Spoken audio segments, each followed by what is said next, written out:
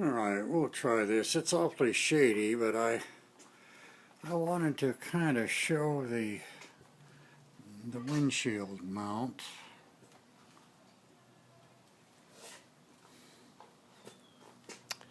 And let's see, we'll go try to get a little view here, and that's pretty difficult.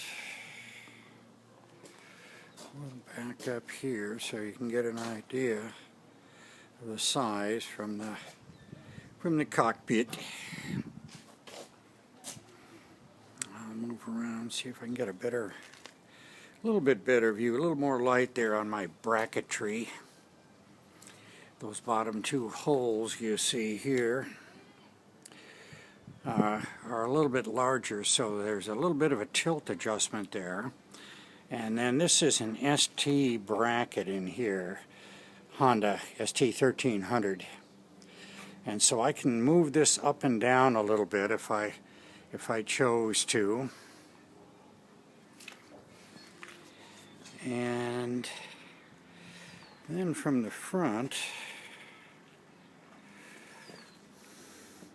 I've raised it up a little bit more than I wanted to, but you can see here there's just enough room here to clean to get inside here. Now this in here, this is the original windshield. That's very small. It's hard to see through. This is the part of the ST frame here. All this bracketry is ST 1300, and this is the windshield here. Hard to see. I just wanted to emphasize that a little bit. Now in here you can see this is the old windshield, and I cut that off. I abbreviated it. It used to come out to, well, let's see if I can, how can I show that? It used to be out about so far. And I cut it so it resembles a dash here. You set your gloves up there, whatever. Shades the instrument cluster still. Now when I shoot with my iPhone here, I mount it into this bracket. And this is kind of the view if you've seen some of my videos. Down below there, that's my gear position indicator that just cycled. I turned the ignition key on for that. And instrument cluster, that's my little sports timer I got.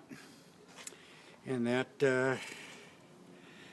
I set to do my videos so I can keep it under 15 minutes so I don't have to do any real editing, any cutting. And this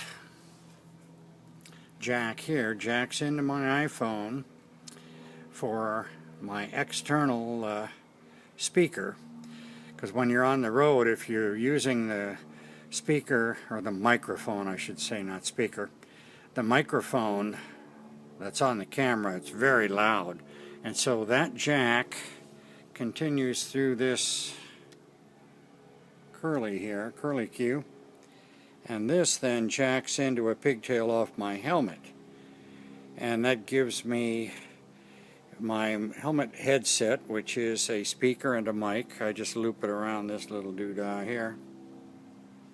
This other wire here, now this is a charger, and that would go in about here. Sorry about that. That goes when my iPhone's in place. This gives me a constant charge, so I'm not worried about sucking my juice too much. Those videos take a lot of power. And so that's kind of basically the gist of it. Try to go and, I'm fighting sunlight right now, so I want to try to give an overall view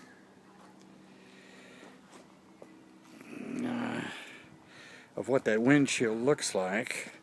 And there's the wild cat, the animal. Yeah, very hard to see right now with that sun. I'll try to do a little walk around.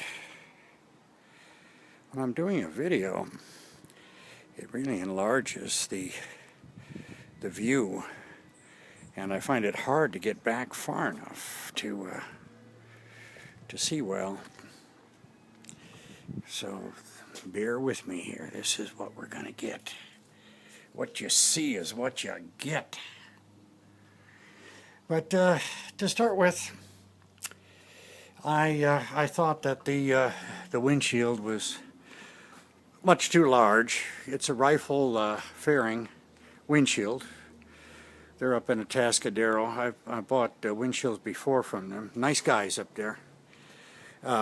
This one here is a touring windshield. It's wider than I would like. You know, I didn't want it to look too gaudy. You know, these sports bikes aren't made for a windshield like this. But I tell you, they are just so damn comfortable, protecting you from the wind. And what really drove me to it is when I started taking videos with my iPhone, the wind became a real issue in the mic. And I had some gold wings that had windshields that seemed to solve the problem, and so that kind of prodded me into going with this. I've done windshield adaptations on other sports bikes. I had a couple Honda VFRs I did it with, and I always like those, you know, but you're just fighting the looks mainly, you know. It's kind of big. But, you know, for someone that wants looks, I have a twin. This is my other 1990 Honda CBR 1100XX Blackbird. I have two of them. I have little twins. And this is the evil twin. Quite some graphics on it there. Now that's what was done with that windshield. You can see that that fender has it also. I gotta really try to hold this as far away as I can. My room is only so big, but I'm backing up against furniture right now. But I'll give you a little look-see on this one. I put on larger bars on this one also. I just gotta have those. And that's quite the fuel tank there. Nibbling at your groin, huh? Anyway, Corbin seat. I like those little backrests here. They work out real good. Or the backrest and then the small area to store things. This has got Two Brothers exhaust on it. The Clunk, which is the plum-colored one, that's got pardon my hand here. That has Yoshimura. And this one here, just to show you, this one's got a little vanity plate too. This one is XS, meaning actually this does it here. I took a little picture of it here, you know. Excess, that which exceeds the ordinary limit. And there's me in the reflection. How are ya? Alright, well now I'm just kind of rambling a little bit. What else was I going to say about this bike? Oh, I don't know. As far as excess goes, I got a lot of stuff on it. I have on both bikes. This one has a heated seat I put in there. It has up here, it has ports up here, power ports for heated gloves. I have a jack, pardon the upside down, but there's a jack down there for my heated vest. And I have things on this too. I have a gear position indicator. Those, I have temperature gauges like that on both bikes. And then this here is a backup camera that I have. Now I'll take my hand here and I'll reach behind. You can see I'm behind here by my rear license plate. And it kind of helps. It's more of a gadget more than anything else. But it helps my rear vision with my big bars, my beach bars. My rear view mirrors are limited a little bit, so that does help a little bit. So now you've had the grand tour of everything here. Again, we'll take one little peek there at the clunk. That's the plum colored one out there.